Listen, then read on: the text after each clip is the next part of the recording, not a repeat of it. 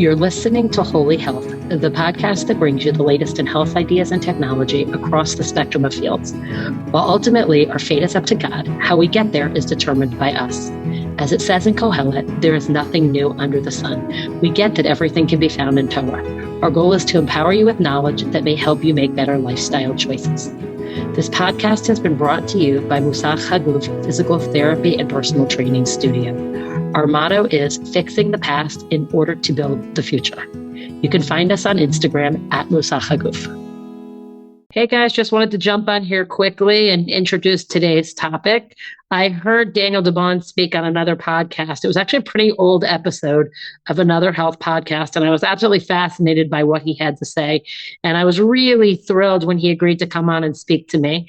My mom says this is the best podcast I've ever done because she wanted to listen to it right away. So she got to hear the raw footage. So as always, I love feedback. I'd love to hear what you guys think. And there is a link in the show notes to a code for ordering. The code HOLY at checkout will give you 10% off. They do have a lot of other discounts going on this time of year for the holiday season as well. But the code HOLY will work until, I believe, the middle of January. But if you go through my link, I will get a small percentage of the sale. So I'd really appreciate it if you guys could do that. Please feel free to share it with anybody you'd like. And as always, I love feedback. So keep it coming. Let me know what you think and enjoy today's episode. Hello, everyone, and welcome to Holy Health. My guest today is Daniel DeBon. Daniel is an internationally recognized expert in EMF radiation, EMF shielding, and EMF-related health issues with a special focus on the effect of exposure from mobile devices such as laptops, tablets, and cell phones. Daniel's concern regarding the health impact of EMF emissions grew from over 30 years of engineering experience in the telecommunications industry, where he held a variety of executive positions at SAIC, Telcordia, AT&T, and Bell Labs. He's the co-author of Radiation Nation, The Fallout of Modern Technology, and the CEO of DefenderShield, the world leader in EMF radiation protection solutions. Welcome. How are you? Thank you so much for inviting me. I'm excited about chatting today with you and your audience. Thank you. Me too. I first heard you speak on a podcast probably about a year or a year and a half ago, when I was starting to build the idea of starting Holy Health. And I found everything you had to say fascinating. And, I don't even think I knew that you really call EMFs, but I knew I always had some concern over certain devices and radiation and things that they might emit. Can you explain to us, first of all, what an EMF is? Sure. A tiny bit of history. Sure. If you go back 50 years ago, even 25 for that matter, we had radios that transmit with transmitters at the radio station, and you had a radio at home that you listened to, and there was literally a signal being sent from your transmitters, the show you were listening to, and your radio. It was an RF radio frequency signal. And so it's been around for years and years and years. But over the last 15 years or so, it's not just a cell tower or a tower that at a radio station 50 miles away. It's actually in your pocket. The laptop you use, the cell phone you use, the speakers you use that communicates to the Wi-Fi these days are using radio frequency signals.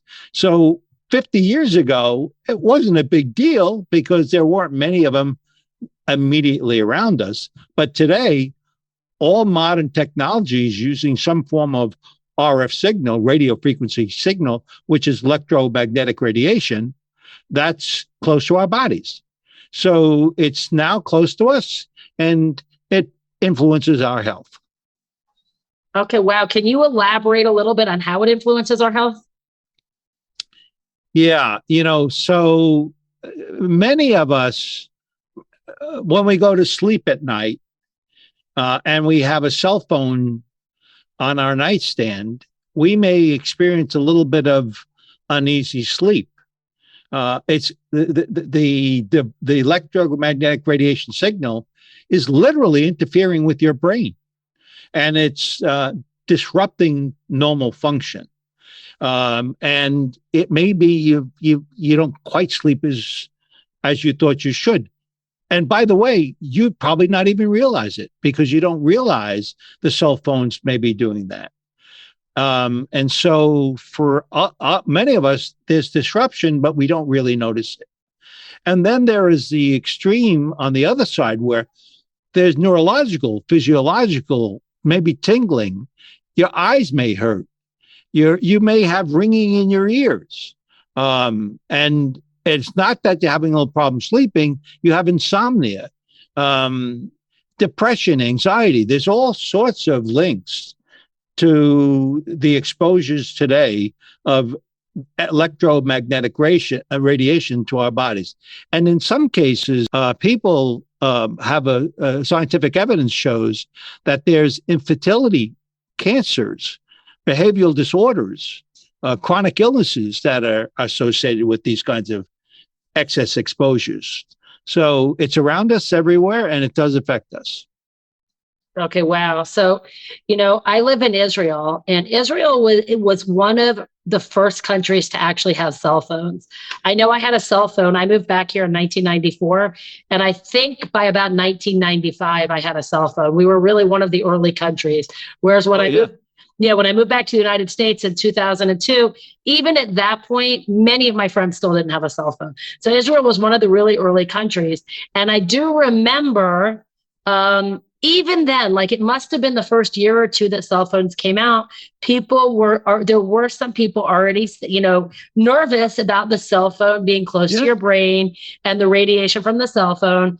And, most of us just said, it's ridiculous. But I realize now, after a lot of what went on in the world the past few years, that a lot of these early rumors that we hear that everybody wants to poo-poo and say, they're not true. And there's no truth to that because, here's this great thing that's come out, the cell phone, this really handy thing that's come out. We don't want to knock it down before it even gets, started. And so it's interesting because I do remember even then people there was these rumors, that there was something dangerous in it that could cause brain cancer or. Israel has always been sort of a leader in technology, believe it or not. And a lot of people don't quite realize a lot of technology comes out of Israel. So I'm not surprised that you had access to cell phones. At that time, I worked for Bell Labs, and I had experts that I worked with. They would not put a cell phone to their head. There was no experience whatsoever with the technology in our hands, but they wouldn't because of their familiarity. So I know experts that wouldn't use a cell phone close to their head because of their concern. And all over the world, actually, cell phone standards have evolved. And in the US, for example, the standard cell phone signals allows a cell phone RF signal to penetrate a 6-foot male 1 to 2 inches into the head. Wow. And it allows that area around the signal to heat up, thermally increase the temperature by 2 degrees. And so that's the standard that was created for the US over 30 years ago. And today, that represents roughly about 3% of the population in the US. And if you were a child, as a contrasting example, 6-year-old child, it goes completely through their head. Wow. And so it's like what does a signal going through a 6-year-old child's head really mean? And by the way, I said thermal. Thermal is, you know what a microwave is? Yes. You take a piece of meat and you put it inside a microwave oven, and then you put it on for a couple of minutes, and voila, your meat is cooked, right? That is a 2.3 gigahertz signal that's cooking your meat. It's an RF signal. It's electromagnetic radiation. Well, the cell phone is 1 gigahertz. It's not very far apart from a microwave. In fact, it is a microwave signal. And so when you have that kind of thermal increase, that was the only thing that was considered with the standard. And everything you and I just spoke about is biological, right? It's like, what are the cells doing in your brain to offset the exposure? All biological, not thermally implicated. Wow. Okay, that's crazy. Well, I'm one of the crazy people that does not have a microwave and has not had a microwave for about 25 years. I will not use a microwave. Me neither. Yeah. Me neither. Wow. Okay. So I want to ask you about some current devices, and I'll tell you the way I felt. So for example, I guess about 10 or 12, I don't remember how long ago, about 10 years ago, Fitbits became very popular, right? You would wear this watch, the watch would connect to your computer or your phone, and it would count your steps and count your sleep. And I would not let my children have one because even then I knew there was something wrong with it. So you're saying no to these Apple Watches, all of these things that people are sleeping on their body. They use what is called Bluetooth. Okay. Bluetooth is around 2.5 or 6 gigahertz. It's a microwave signal. Okay. And the power is much less than a cell phone. A cell phone, you don't really need to know exactly what it means. It's 1.6 watts per kilogram. That's the power, 1.6. Okay. A Bluetooth is about 5. Okay. 0.5 watts per kilogram. It's about a third of power. Right. Do you know science can't tell the difference between an exposure of 0.6 or 1.6? They don't have enough scientific evidence to say one's less intrusive than the other. So it can impact your cell. So I had a yoga teacher. One day she showed me for Christmas, she got one of those watches. And I said to her, you realize that I'm the expert in electromagnetic radiation, and you're showing me how you're irradiating your body all day, and it's on your body. Conservatively, you want to take precautionary measures. You don't want to put these things close to you if you can avoid it. And so I said, it's a nice Christmas present, but give it back. Right, exactly. Wow. Okay, so I have another question. What about ear pods? Wireless ear pods. Okay, And are you wearing them? Is that what you're wearing? No, I'm using, they call it, it's a tube, and I take a signal, I convert it, and I put an acoustical link to my ear. So I eliminated the RF exposure to my head. Wow. Now I'm going to tell you why. Okay, good, please. A Bluetooth signal, which we were just talking about, is used to communicate to those portable devices. The portable Bluetooth signal goes through your head on some of these devices and talk to the other side. So you hear stereo. Okay. So you have an RF signal going through your head. Oh my gosh. So it takes, again, 0.5 watts about for Bluetooth. It takes 0.1 watts, 5 times less the power level to influence a cell. Wow. Oh my gosh. For me, I would always suggest distance or earbuds is better. Tubular ones that I designed, even better. Oh, okay. Because we're going to. But you do not want to use these devices that are using Bluetooth exposed for hours at a time. Right. No, I have. Mine is wired. Like mine's just full that's style. Better. Wired. Mine's better. Oh, okay, good. So let's think of some other products. I mean, those were the biggies when that you are talk so about popular. all these devices around, right? All of them exposing your body. 1B, if it stings you, won't kill you unless you're allergic. Okay. 1,000 Bs will. So if you think of a cell phone as 1B, and you have a bunch of devices in your room, dozens of devices, you're getting dozens of exposures to that. So you don't want 1,000 bees in your room. So what you do is turn them off so those bees get reduced. So by reducing the number of transmitters in a room, you become more safe. So precautionarily, you want to take, like for your cell phone, when you have a cell phone on, you may have Bluetooth on, you may have Wi-Fi on, you may have the cell tower on. You don't need any of those three. I don't use those three. I only use the cell tower. So I turn all those transmitters off on my cell phone. Simply by turning them off, I reduce the exposures in the room that I'm in. Very simple to do. And so you want to try to reduce the number in your room. And the next thing you may want to think about is if you have a cell phone in your room, move it away from you. Just put it on farthest you can away. When you have a cell phone to your head, that's when it's potentially most dangerous. If you move 1 to 2 feet away, 80% of the danger is gone. Oh, wow. By 4 foot, 98% is gone. So simply by creating distance, you actually help yourself minimizing the exposures by using the distance. So you want to turn it off if you can.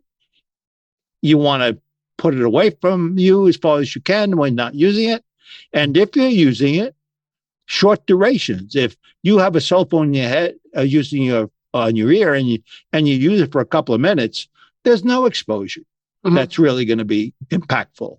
If you're using it hours at a time, durations of time increasing, you're getting more and more exposed. You're becoming more of a heavy user. If you are a heavy user, you're 3 times more likely to get frontal lobe cancer. Oh, wow. Yeah, after 10 years, there's been several studies that show a direct link to cancer from cell phones with heavy users. Would it cause other type of tumor growth that might not be cancerous as well? Yes. Interesting. In fact, it creates mutated cells that don't necessarily become cancer. And so, in fact, it's almost true that I'm pretty sure it's true that, like exposures of a mutated cell is something like a fraction of the creation that comes to cancer. So there is mutated cells that occur, and there's been a lot of studies with that, with the Ramazzani Institution out of Italy, and the U.S. did a study on epidemiology studies on this, and have shown direct evidence of linkage. And a lot of the linkage with mutated cells, not cancer. Interesting. And I'm asking this specifically because one of my closest friends had brain tumor surgery a week and a half ago for like meningioma. Like, I think it's not the typical frontal lobe cancer. Exactly.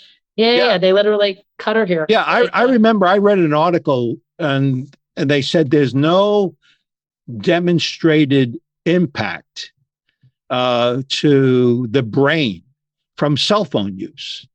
So I looked at the data, and what the data did is they said on the average, there was no increase. But do you know there was a 2% per year compounded for 10 years on frontal lobe cancers? Wow. The other cancers were reduced, but not the frontal lobe. The frontal lobe is the soft tissue that's most impacted by a cell phone. It makes sense because you're holding it right here. You're holding it at your head. Wow. And that's exactly where my friend holds it, and the cancer was on the right side. Yeah, exactly. Okay, it's like when women put their cell phones in their bras. Right. That's soft tissue, right? Soft tissue is the most potentially impactful from emissions like that. And then there's some scarring and tumors that create, some of them cancerous, and they wonder why. We already know there's scientific evidence that shows direct links with women that have taken cell phones and put them in their breasts, in their bras.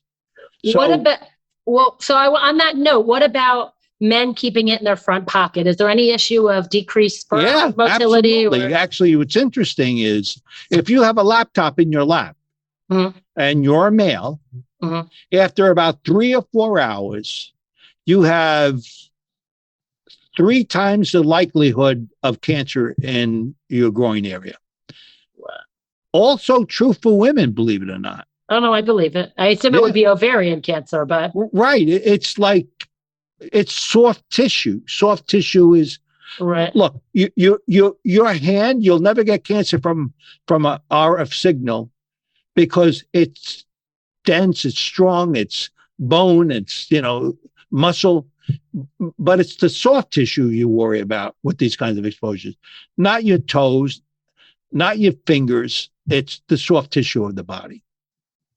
Okay, wow, that's really fascinating. Have you received any, I don't want to say blowback, but people trying to argue with you, or journalists saying that you don't know what you're talking about? Or when I speak, I talk about scientific evidence. Okay. I have studies for many years that I've done, and so has many others. Right. When I was 50 years ago, no, maybe even longer than that, I smoked cigarettes, right? And I thought I was a big man because I could smoke a cigarette.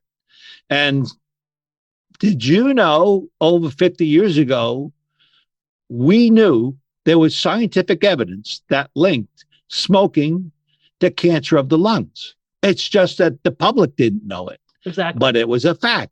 Yep. Right. So the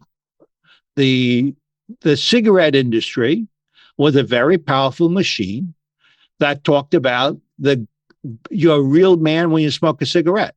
And that wasn't true. But it was being argued by very, very powerful, well-funded organizations. And so it took 40, 50 years before we really did all find out that there was that direct link. And in the US, obviously, it's now on every box. It says this can cause cancer. Well, guess what? It's the same thing here. There's a lot of scientific evidence. It's just not public. That the public domain doesn't know about the details of what is science knows. And so there's this debate constantly going on back and forth between the scientists and the organizations that sell telephone services. And so it's a debate that you would expect. It's been time and time again in history. Well, I think it's been for many things in history. And I think of course is what the bottom line is, right? Yeah, like trans fats. We used to put our French fries in, so we got crispy French fries from trans fat oils. Of course, it's banned in Israel. It was only recently banned in the U.S. about 2 years ago. But that's what was killing us. It wasn't the eggs we were eating. Right. It was the trans fats we were cooking our food in. Right. It took a long time for that to be identified as a public problem. Do you feel like a lot of it is known but just covered up? I guess that's what I'm asking you. Yeah, it's on purpose. It's not necessarily being covered up. It's that there is the faction that sells the service, which is trillions of dollars a year business, arguing that it's safe. And there's no direct correlated evidence. And we have scientists that say there is a lot of evidence, but you got to believe it. Here's a little bit of the problem underlying that is, let's say you and I were going to decide to show how there's a direct correlation to cell phone use and cancer of the frontal lobe. So what we would do is we would set up a study group We'd take 50,000 children, we'd put them in a room, and we'd give them cell phones. And then the other 50,000, we wouldn't give cell phones. And then over a 3-year period, we'd study both parties. We'd feed them the same food. We'd give them the same thing. The only difference is that the exposures to RF signals. If we took that data and we reviewed it, we would be able to conclusively say statistically significant evidence was uncovered from one population to the other. Of course, you and I are never going to be able to do that. It's horrid that we'd take people and expose them to those kinds of things. We just never would do it. And that's a little bit of the challenge. It's that it takes a very large data population to be able to statistically say, this is a fact, 98% probable fact, and that's why there's a difference. We just don't have enough data that we can find from a scientific evidence point of view, prove that there's that link. Okay. Wow. Okay. So where do you come in? What is DefenderShield, and let me tell you how I got into this business. Okay, please. Yeah. Love to hear. I worked for the telephone industry. Bell Labs was a part of the Bell system in the U.S. And I worked in Bell Labs, and I developed the standards for the telecom network in some areas. And then I developed and analyzed technology that was used in the networks. And so I was pretty heavily involved very early on in my career with the evolving technologies. And so, I don't know, about 15 years ago or so, my boys were visiting on a holiday, and they had their laptop in their lap. And after several hours, my wife says, "That can't be good for you. I want grandchildren." And she was a social worker. That's what she did for a living. And how do you know that? The power levels are too low. There's no way our signal coming from a Wi-Fi transmitted to a receiver could be that effective. And then I thought about it a tiny bit, and I said, well, let me take a quick look. And I looked at some of the scientific evidence. And that's how I found, after about 3 or 4 hours, 25% of the male sperm is immobile on the average. Oh my gosh. Wow. I said, how come I didn't know that? I've been in the industry for all these years.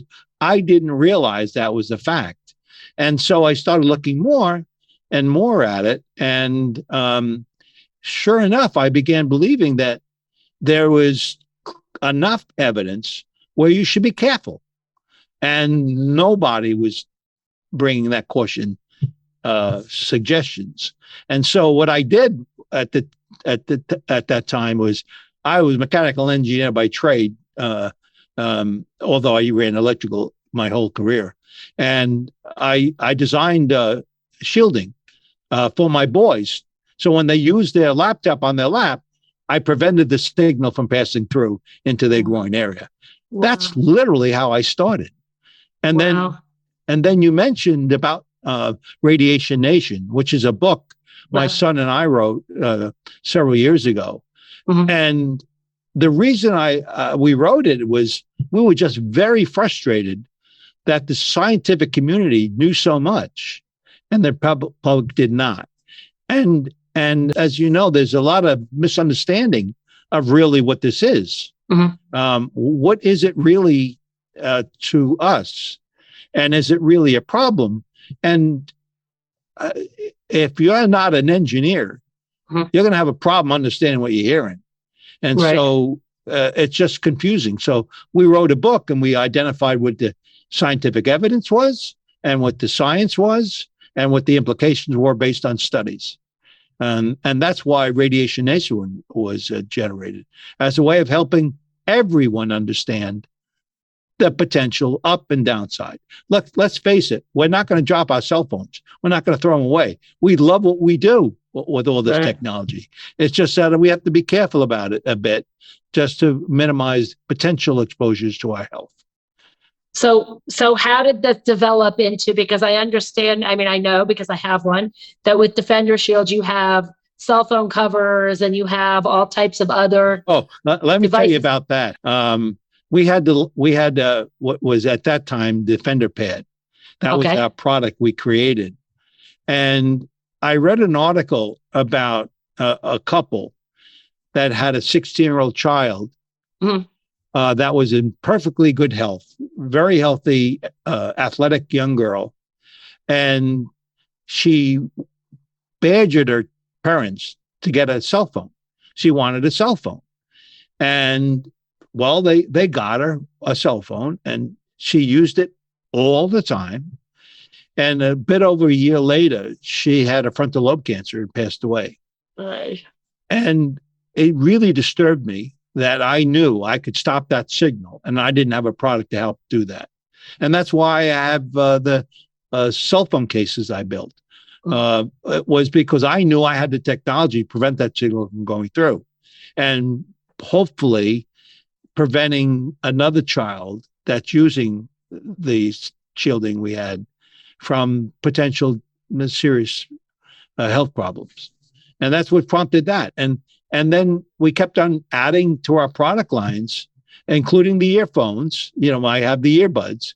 I wanted to get rid of those signals going to the head. So everything we do is about how to protect the body. In the last year or so, we've actually created a whole product line of supplements for people. Oh, wow. You know, it's funny when you talk about exposures and you're getting dizzy and there's you're anxious and stuff. Part of it could be your predisposition to that exposure. Why? Because you ate hamburgers when you should have ate, you know, your greens. So your diet plays a role. Your sleeping plays a role. Your gut plays a role. There's the whole body itself that plays so much importance on how your optimal health. And one of the things that I personally was talking with a lot of people that had electric hypersensitivity. That's the extreme side. And I began telling them all the things they should do to minimize these exposures. And then after that, I couldn't help them anymore. But then I realized I could actually take these own body's ability to defend itself and try to help boost it in key areas so they can survive more readily the exposures that are modern life today. And that was, we created a product line, Light Body. And those supplements was because I was getting phone calls, particularly from women that had hypersensitivity, and they were suffering, and there was no supplement line that was helping those people that maybe could help. By the way, when you're electric hypersensitive, like 20% of the population, the world population, is electric hypersensitive. Maybe you get a headache when you're near a router.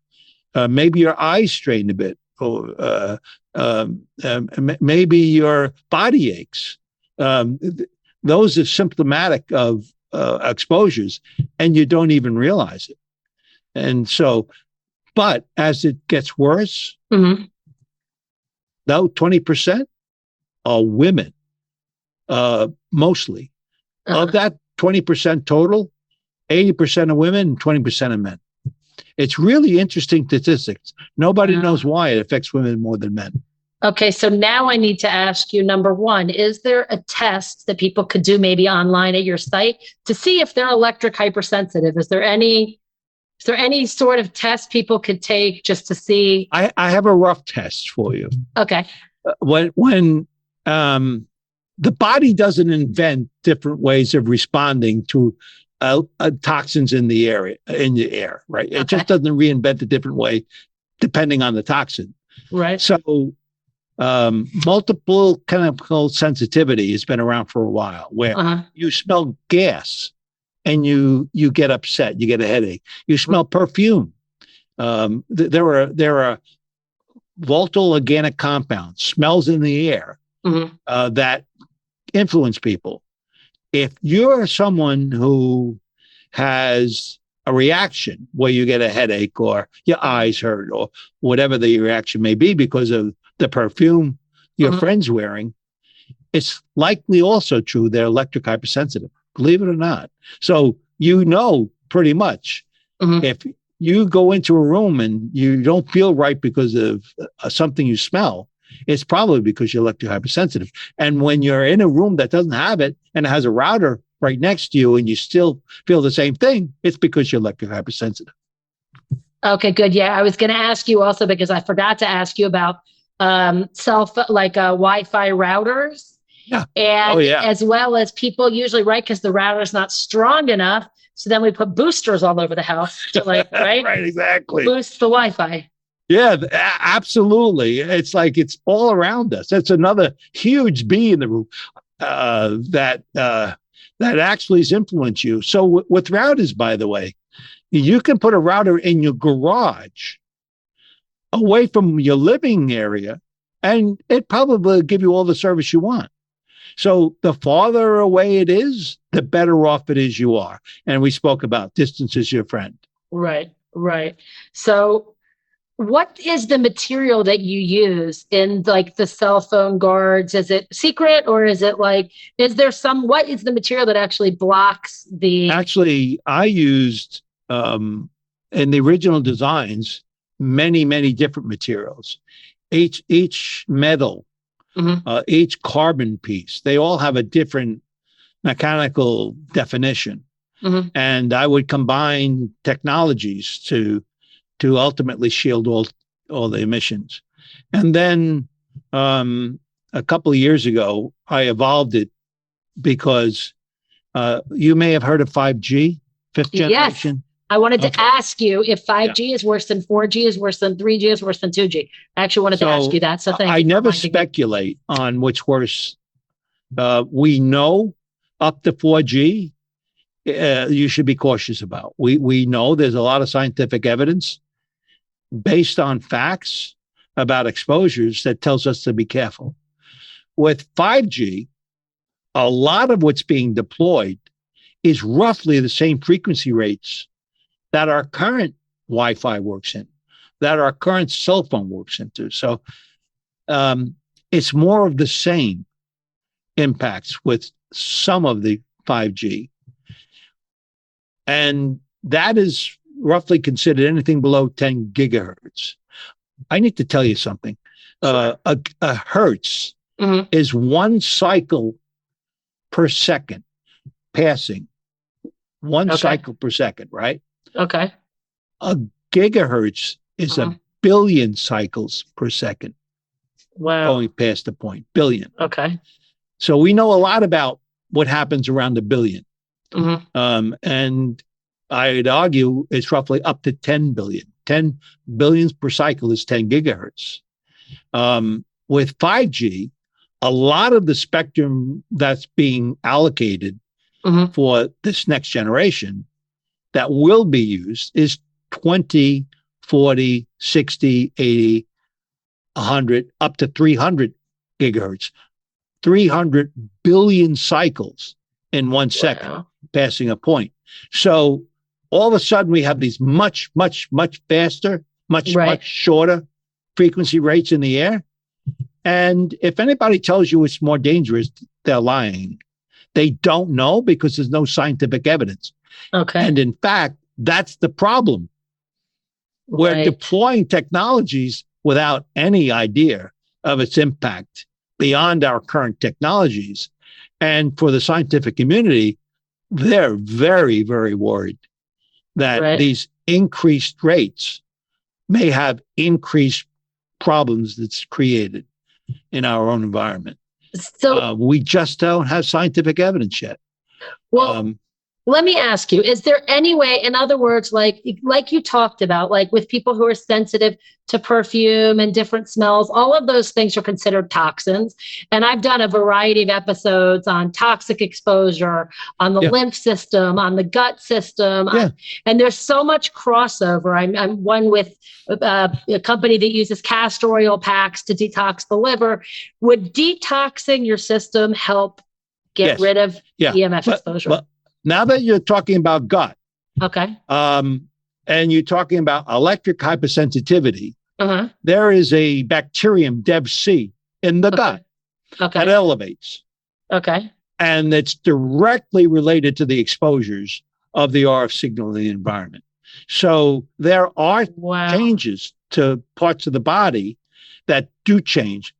One study I've looked at is that at 20 gigahertz, which is 20 billion cycles, 20 times faster than a cell phone. Okay. Bugs, the gut, the bacterium, they love the RF signal and they propagate like they do today at accelerated rates. So we do know with some limited studies that we have seen biological changes. So if I understand you correctly, you're saying that we could take a person as an example who cleans up their diet. And, I've interviewed people like Dr. Peter Osborne, no grain, no pain, and, a variety of different people who tout different types of eating styles to clean up the gut. So even somebody who's actually cleaned up their gut, cleaned up their lymph system, maybe is doing these castor oil packs, but it's still reacting. It really could be that it's because they haven't changed their EMF exposure. Yeah, exactly. And actually, you talked about toxins,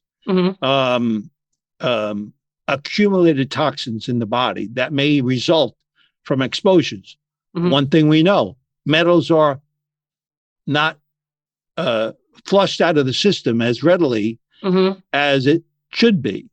So I'm looking at finding ways of using a supplement that really helps that flushing out of the metals, because metal concentrations and aluminum concentrations in the body are unhealthy anyway. Right. But it helps, it worsen exposure conditions when it's like that. So interesting. So basically what you guys have done is you are now working on both aspects. One is the blocking of EMFs, and then the other aspect is the supplemental aspect of taking how many different supplements do you have? Meaning, it's so confusing for people. You go to someone's site and there's... To give you an example, like if you want iron, right? 100 years ago, there was...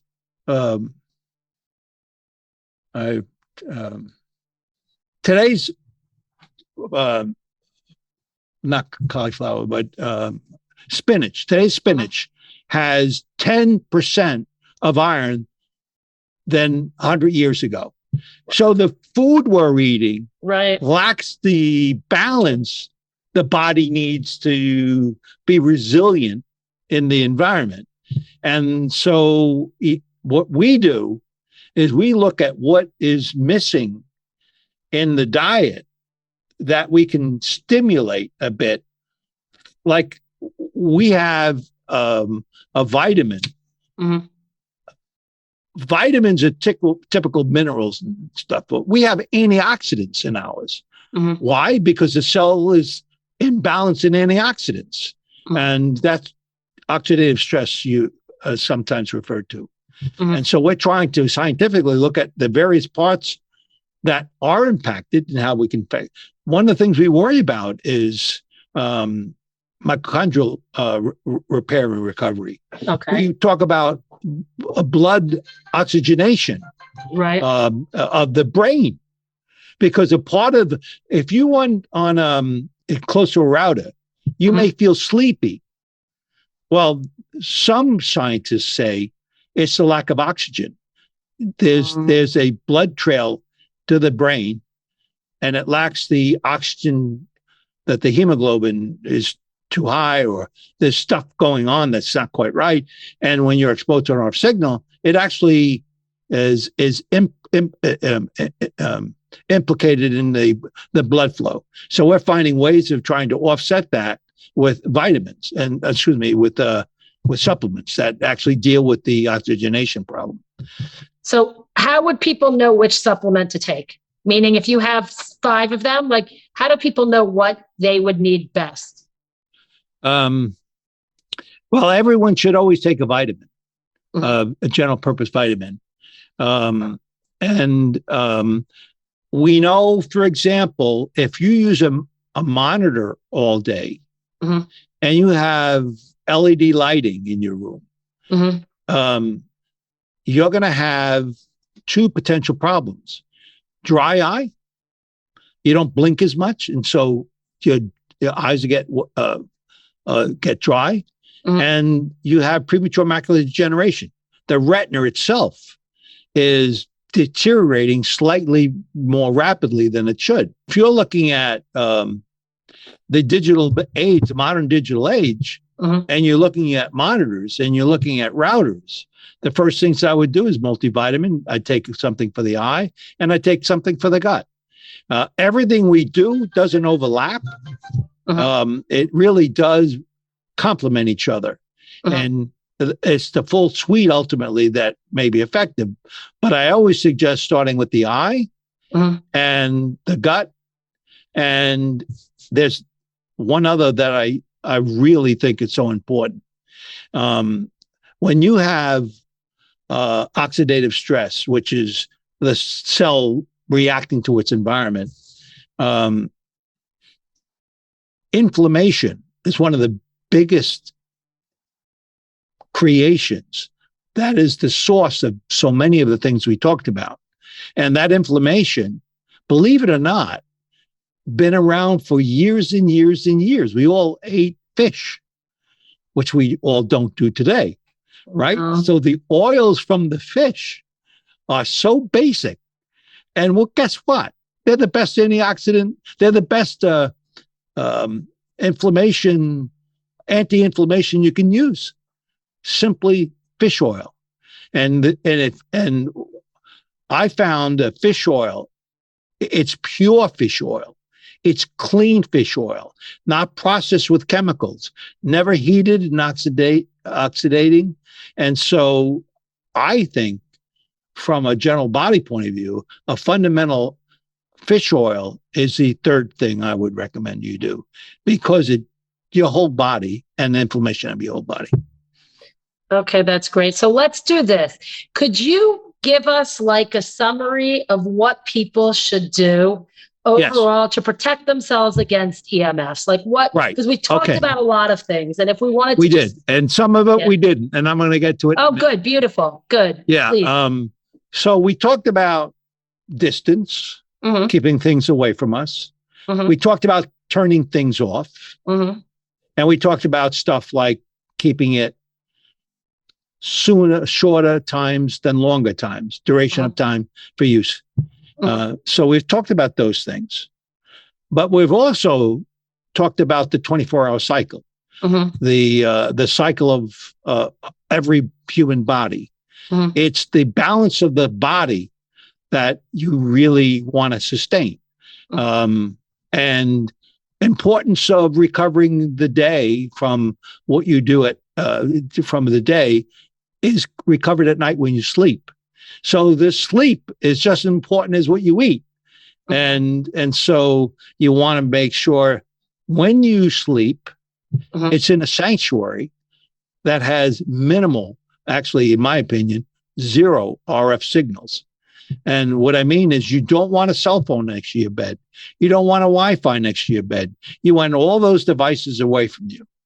I was talking with a lady on a podcast once, and I told her, it's a sanctuary. You do not want any electronics in the room. And she was very pleasant, and she was very nice to me. And she thank you so much for those helpful thoughts.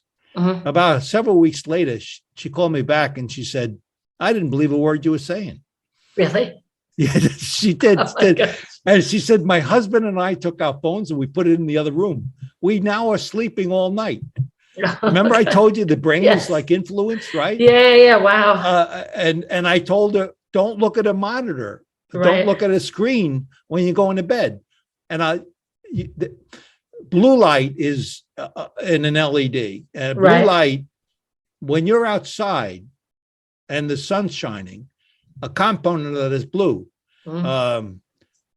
And so when you are at night and there's no light and there's no blue light, you want to sleep.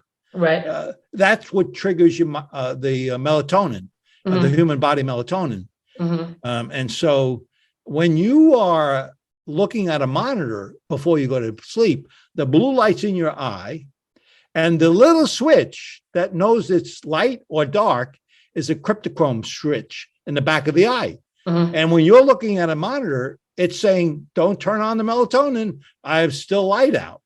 And so literally the physical light is disrupting your sleep pattern. And so every time you go to bed, within 2 hours of that sleep, you do not want to use your cell phone, your laptop, your tablets, whatever you use at night to rest, because you're preparing for the evening. So if you prepare like that, create that sanctuary, your sleep patterns more likely correct, your eating patterns are more likely correct, and the rules and regulations on how you deal with modern technologies, precautionary measures are kept, you're probably in good shape. Okay, wow. Well, thank you so much. There's one question I ask, and I don't know if you were prepared for this or not, but I'm going to ask you anyways, because it has nothing really to do with the EMFs. The question that I like to ask every guest is, what does spirituality mean to you? Well, depends on when you ask me that. That's okay. It's just always important throughout your whole life. There's no question about it. There's a degree of change that occurs, at least for me. I was in the religious community space for a while, years and years and years ago. And so I always considered it very important to recognize where you are and how you got here. It wasn't you who did it. Right. It was one, and you may not believe there's a God. You may believe there's a God. Those are your choices. I personally do believe there is. And it should impact the way you live your life. And it is an important part of your life that you shouldn't forget. I think that's great. Thank you so much. And what's the best way for people to find you or find DefenderShield? Do you know what social media you guys use? We have a website, DefenderShield.com. And if you go there, you can find a lot of the scientific evidence in the learning section of our site, and learn more about all the details we know about the scientific community study work. We also have products that we offer, not only for normal use, but if you're thinking of having a child and you're pregnant, which we haven't talked about, we have devices for that as well. So we've tried to build out a product set that helps everyone that's exposed to, and it's far-reaching set of potential exposures that we try to protect. So, and as I said before, you'll also find light body on product lines that were just introduced last year, that are supplements to try to help fortify your own body's capacity to be resilient. And it's DefenderShield.com. Okay, that's wonderful. Thank you. I'm going to link everything in the show notes, and I'm going to link to your book as well. I assume that's probably still available, maybe on Amazon. It is on Amazon. It is, yeah. And honestly, you know what I tell everyone? Get familiar. Don't buy products. Like if you really are cautious about what you do, and you preliminary, and you're cautious about your lifestyle, you don't need any real significant investment on stuff outside. You just have to be aware of what stuff is, and getting the book helps you understand what that environment is, and what it is you should be worried about and what you shouldn't be worried about. That's great. At DefenderShield.com, you'll find it all. Oh, perfect. Because would you recommend like turning off your Wi-Fi at night? Oh, yeah, of course. Or things like that? Yeah.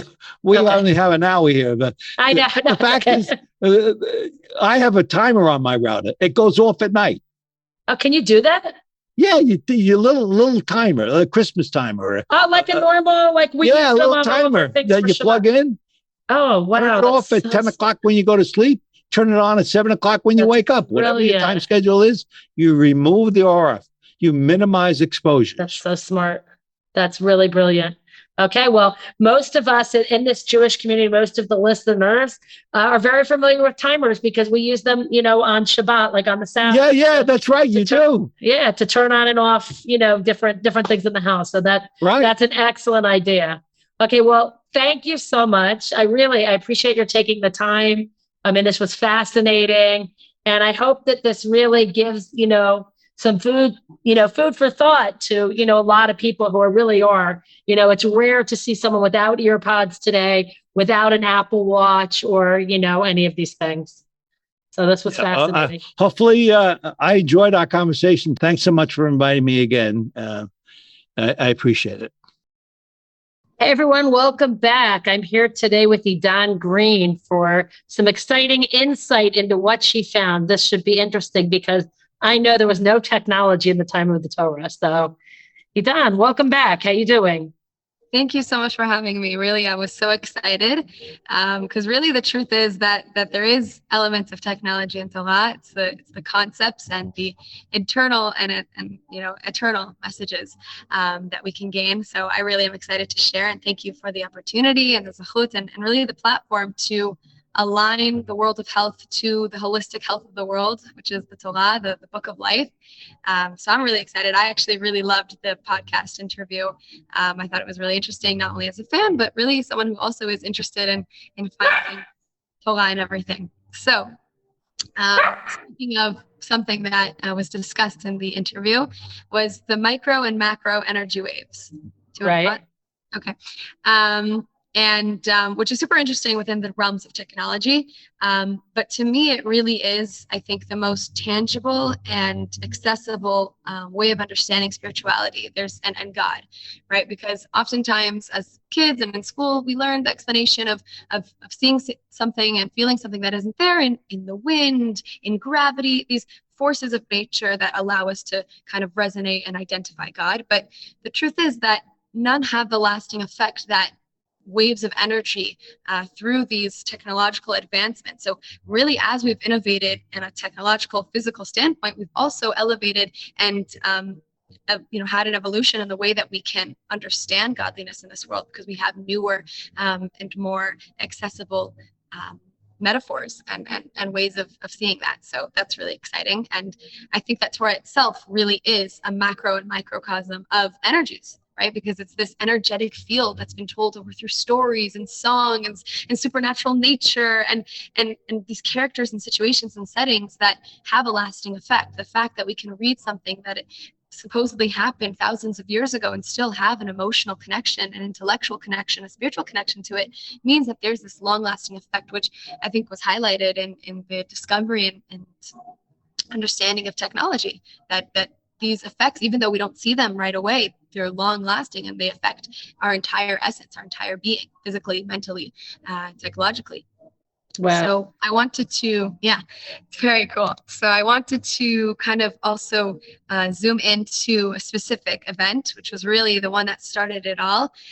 It's human beings' first interaction with knowledge, with innovation and technology. That is, of course, the first man and woman, Adam, Rishon, and Chava, living in this ideal world, in this ideal reality. And of course, as we know, they eat from the tree of knowledge of good and evil.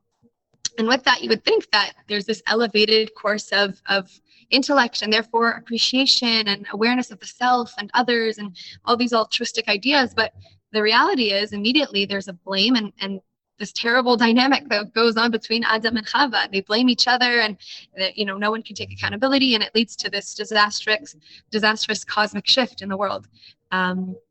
And so we see the birthplace of also these patterns of finding innovation and losing the factor of humanity, and therefore there's a loss.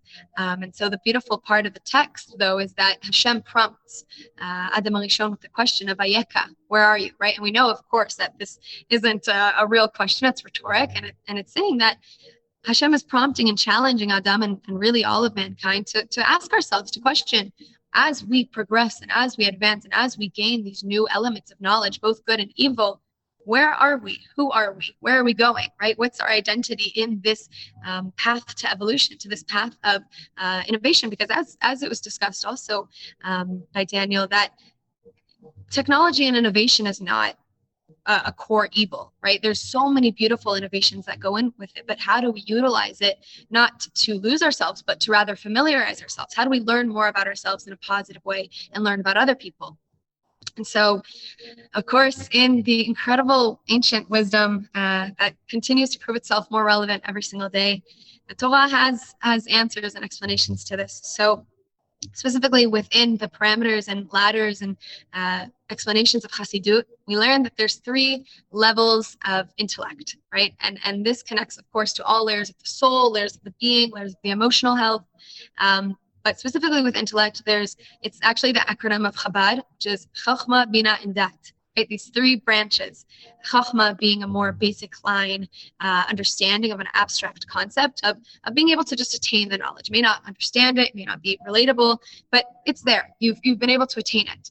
And then we have Bina, which of course is a further progression of this knowledge of attaining this and taking something abstract and making it relatable, making it our own. Right? And then which leads us to, of course, the highest level of intellect, which is Dat, which is understanding and bringing a distilled version of something that was so far and recognizing that it's the most familiar, it's the most in tune with who we are as an individual. It's almost like reading our DNA. It's something that connects to us. And the beautiful part of seeing, though, Chochmah, Bina, and Dat, the way that I'd like to imagine it is not through a linear scope, but rather as a circular or cyclical way, in the sense where Dat, being the highest point, also brings us right back to the drawing board. It brings us right back to the beginning, which I think is the premise of all innovation and technology, that the more boundaries and limits that we push and we seek, we find ourselves searching and seeking more. And I think there's a beautiful quote, actually, that highlights this. It's said by a rabbi, I don't know his name, unfortunately, but it's a beautiful line that I think really applies to everything. But he says about Torah, he says, and we learn Torah until we know it, and then we learn it until we don't, right? It's this consistent shift and consistent, living, breathing, exciting story that we get to interact with on a daily basis and learn more about ourselves. And so this pursuit of knowledge, however, is met with a challenge. It's really met with a challenge of the fear of losing oneself, of losing humanity. And I think Judaism actually prescribes a perfect trufa, a perfect medicine for this conflict, right? Of finding the self within klal, of finding oneself among an entire world of innovation, of where do we find ourselves? How can we, still identify as human beings and not robots or whatever technology that we're putting out into the world? And so with that comes the spiritual intellect, which I think is the highest level of knowledge. And I think there's a story, actually it's a Hasidic story, that highlights this and really draws a tangible and practical way of understanding spiritual intellect. So there's a story of a Rebbe, and he's sitting with his Chassid, and they're steiging, and they're learning Torah, and they're getting really into it. And the Chassid is elevated, he is elated, he is so excited. And the Rebbe says, hold on, let's stop learning. And the Rebbe, the Chassid is almost baffled that the Rebbe would want to stop learning Torah. He says, no, Rebbe, I am myself right now. I'm being the most me that I could be. I'm growing. I'm reaching new levels. Let's not stop. And the Rebbe says, hold on. Do you hear that there's a baby crying in the room next door? And the Chassid didn't even realize because he was so invested in the growth and in innovation and the learning. And the Rebbe said, if we're learning Torah and we can't pay attention to the pain or the sorrow or the hurt of the people around us, the emotions of the people around us, we're not really doing anything. We're not really learning Torah, right? It's an applied science, an applied Torah, it's applied lifestyle. And we learn that because we say in Pirkei Avot, Ezehu Chacham, who is wise? Someone who can learn from everyone, right? In this path and in this journey of intellect and connection through knowledge and through wisdom, if we lose the sense of humanity, of learning from those around us, connecting to those around us, we've entirely missed the point. We've entirely missed the trajectory of what we could achieve. And I think that the answer of the question that we had back in Sefer Bereshit, in the first Parsha Bereshit, of Adam and Chava losing themselves within the pursuit of knowledge and pursuit of innovation, actually gets answered a few Parshot later. It was actually from last week's Parsha, through the first Jews. It's kind of this beautiful repetitive cycle. The first human beings, then we have the first Jews. It's this beautiful tikkun opportunity where Abraham and Sarah utilize the tools of innovation and knowledge and wisdom and awareness, right? They don't forego it. They don't say, oh, we don't need knowledge. We just need belief. We just need, ourselves, nature. No, they say, let's find God through deduction. And that's exactly Abraham. Abraham looks at the world through a critical lens, through law and reason and logic. And he finds God within the beauty of those numbers and logistics. And the beautiful nature of that is that it's met with the dance of Sarah Imenu, who has that intrinsic intuitive knowledge. And so the blend of those two is that spiritual intellect. It's recognizing that the world at large is saturated in spirituality, and we can find that through our various mediums. And those mediums could be through challenging and questioning and finding those answers. And so I think Judaism in general brings to fruition all of these questions. And we're able to recognize that by always bringing it back to the source, right? And even in terms of technology, it always returns back to this nuclear power and the source, right? Which has the highest frequency, which is able then therefore to embark on such a lasting impact. And so one of the morning brachot that we say, the first one actually, is a blessing of awareness and appreciation for the intuition. So the blessing, of course, is thanking Hashem that Thank you, God, for giving the rooster the intuitive knowledge to tell the difference between night and day, which, of course, gives us a true sense of contextually and historically that it's pretty phenomenal that a rooster has that intuitive knowledge. But Rav Schwab in his book on prayer says that this word can also be translated to heart. And we know through the modern advancements of the technological world that the heart also connects with circadian rhythm, or the way that we sleep, the way that our body functions and has the power to regulate and heal itself in all of its magical mystery and wonder. We're able to bring awareness to that. So the second that we're able to move forward and innovate, but keep ourselves grounded within that spiritual essence, we've really tapped into the truest form of growth and intellect. And so I just want to end with a bracha that Bezrat Hashem, our thoughts, our actions, our beliefs, and our innovation, including all the technological pursuits and accomplishments, that they should be proven to be altruistic and self-aware and conscious, and that therefore allows us to be ourselves, to be the truest form of ourselves, to be aware of those around us, and with that connecting to the godly power of knowledge and the highest level. That was excellent. Thank you so much. Thank you. Wow. I really, really enjoyed hearing that. Thank you for the opportunity. It was really wonderful. Yeah, this is not an easy topic, to do it all. And, I was really excited to hear what you would come up with. Thank you so much. My pleasure. Thank you so much. This podcast is for informational purposes only. Please seek guidance from a trusted healthcare professional. By listening to this podcast, you release holy health and any of our guests from all liability. I'd like to thank Joker Productions for editing this podcast.